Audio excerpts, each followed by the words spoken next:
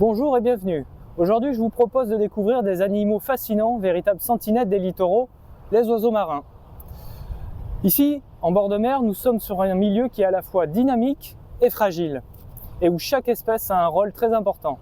Goélands, sternes, fous de bassan, cormorans, ces oiseaux ne sont pas seulement des habitants emblématiques des littoraux, mais de véritables acteurs clés de leur milieu. Ils ont de multiples rôles et nous fournissent des indices précieux sur ce type d'environnement.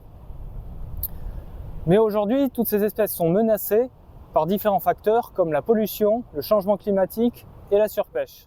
Mais alors, qui sont-ils exactement? Quel rôle ont-ils dans l'écosystème?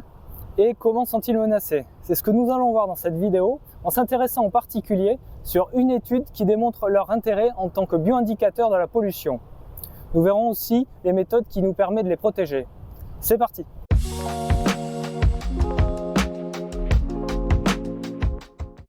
Tous les oiseaux qui dépendent du milieu marin pour vivre ou se nourrir appartiennent au groupe des oiseaux marins.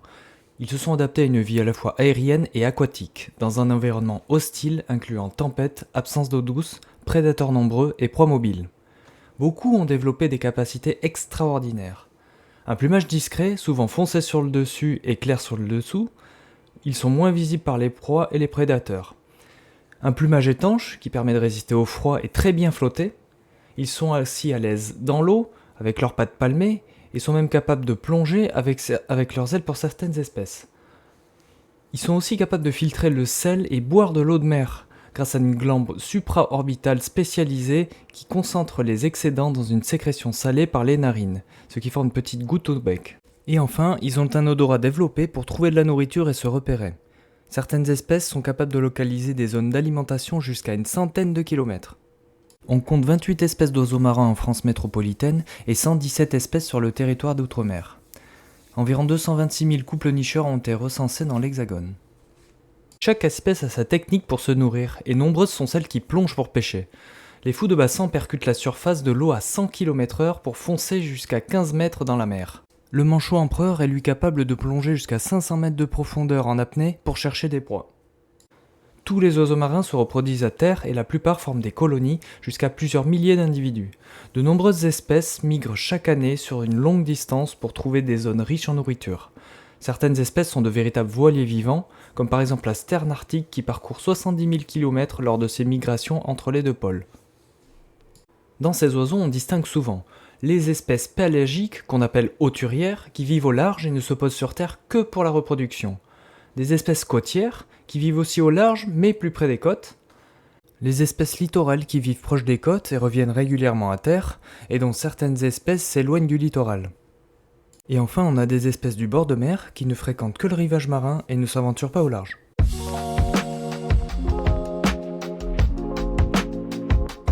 Les écosystèmes côtiers et marins dans lesquels vivent les oiseaux marins hébergent une biodiversité unique et apportent de nombreux services écosystémiques.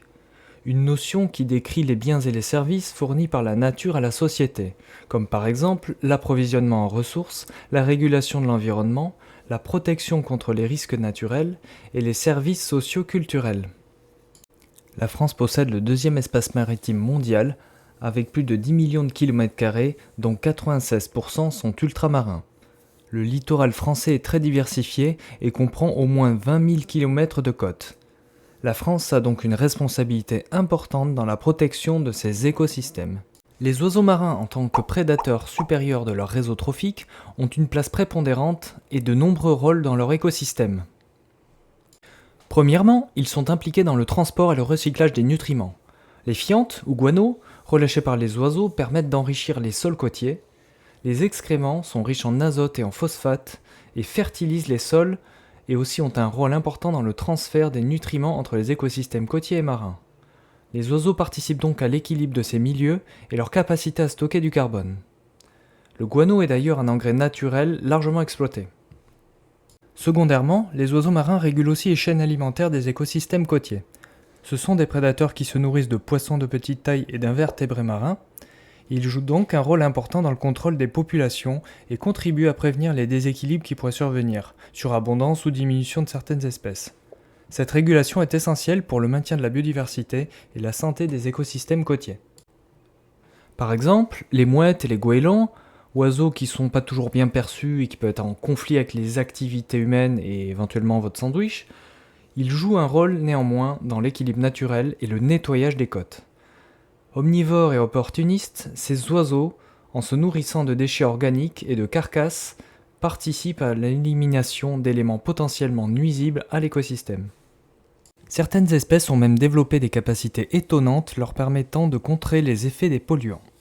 Le pétrel géant subantarctique est capable de détoxifier le mercure qui provient de son alimentation en transformant le méthylmercure grâce au sélénium afin de former un composé minéral inerte et non toxique.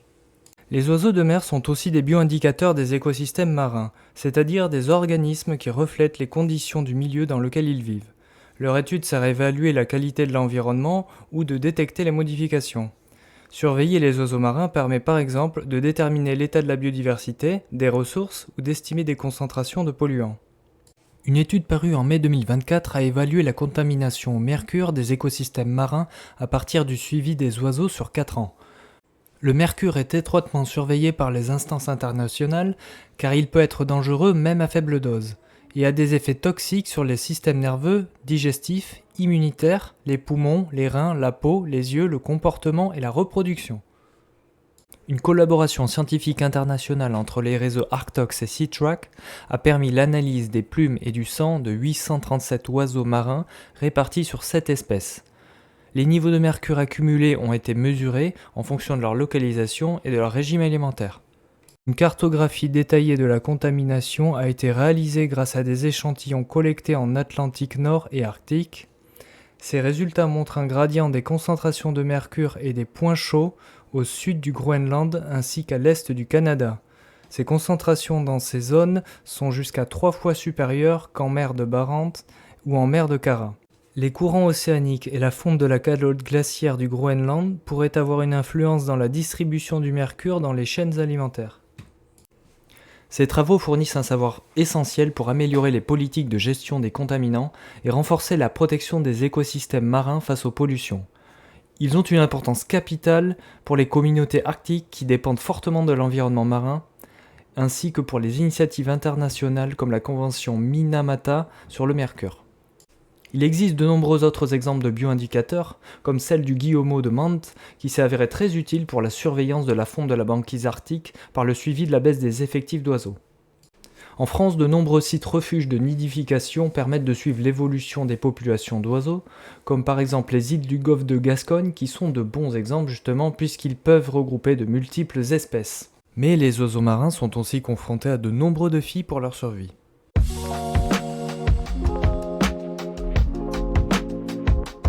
Les oiseaux marins sont un groupe qui est particulièrement affecté par les menaces qui pèsent sur eux. À travers le monde, des données récentes indiquent que 30% des espèces sont menacées selon le classement de l'UICN et 49% en déclin.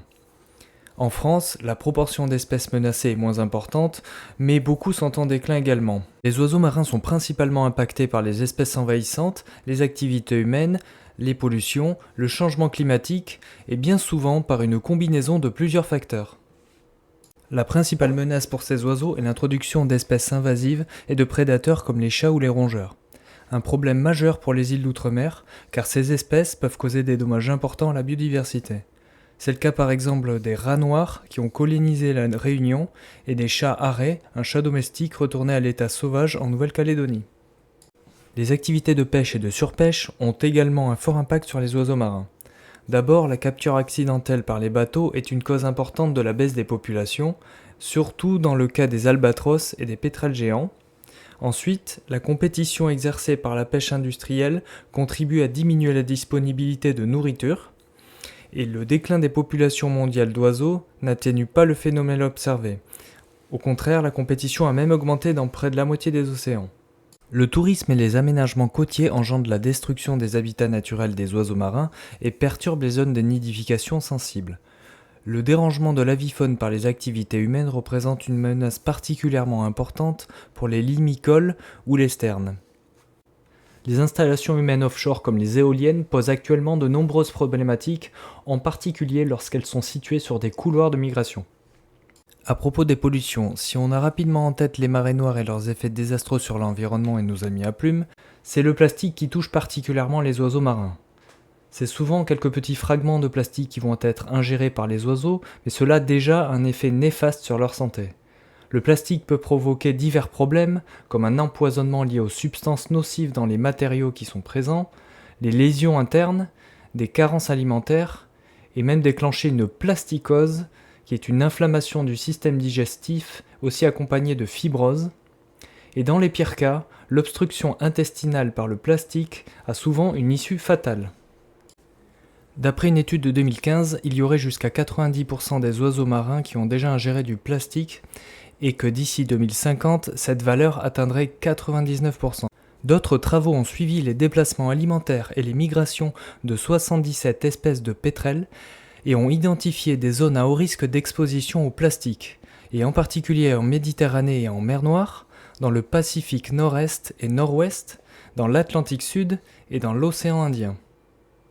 Le changement climatique engendre aussi de nombreuses répercussions. Les vagues de chaleur peuvent décimer les populations, les modifications océanographiques affectent les distributions de poissons, l'intensification des cyclones tropicaux fait courir un risque majeur, et la montée des eaux pourrait submerger les habitats naturels, comme par exemple des zones humides en Méditerranée. Malgré ces constats, il existe des solutions pour aider ces oiseaux marins. Face à ces menaces, de nombreuses initiatives sont mises en place. Il existe en France quantité d'outils réglementaires pour créer des zones de quiétude afin de protéger les oiseaux marins et leurs habitats. Les parcs naturels marins, les zones Natura 2000 et les arrêtés de protection de biotopes sont des exemples typiques. Évidemment, les études scientifiques à long terme sont essentielles.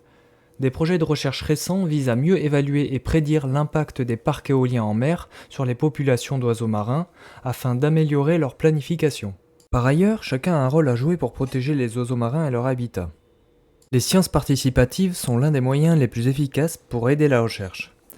Les plateformes comme Ops en mer ou Faune France par exemple permettent de collecter des données essentielles sur les populations d'oiseaux marins.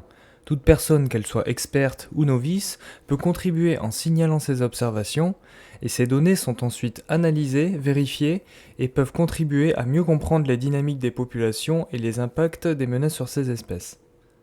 Agir concrètement sur le terrain est aussi une solution directe. Les initiatives comme celle de Surfrider Foundation Europe, la Fondation de la mer ou encore des chantiers éco-citoyens organisés par des collectivités locales permettent de lutter contre la pollution marine. Participer à des nettoyages des plages, sensibiliser les usagers du littoral ou limiter l'usage du plastique sont des actions simples mais efficaces. Des projets comme Life Sea Bill lancé en 2021 s'attaquent spécifiquement à l'impact des déchets marins sur les oiseaux. En impliquant des bénévoles, des chercheurs ou des autorités locales, ces projets permettent non seulement d'étudier la population marine, mais aussi d'accompagner des actions concrètes de protection comme des prospections côtières, des collectes respectueuses de la biodiversité et aussi des actions de sensibilisation. Réduire notre empreinte individuelle en limitant le plastique à usage unique, éviter les poissons surpêchés et privilégier des produits issus de pêcherie durable, mais aussi éviter le dérangement des zones de nidification par nos activités sont autant de gestes accessibles à tous. On peut également participer à des formations et des événements de sensibilisation qui sont organisés par des ONG afin de s'informer et de mieux connaître ces problématiques. Le partage des connaissances via les réseaux sociaux et les plateformes d'information est aussi un outil puissant pour sensibiliser un large public. Articles, bonnes pratiques et encouragements sont toujours les bienvenus.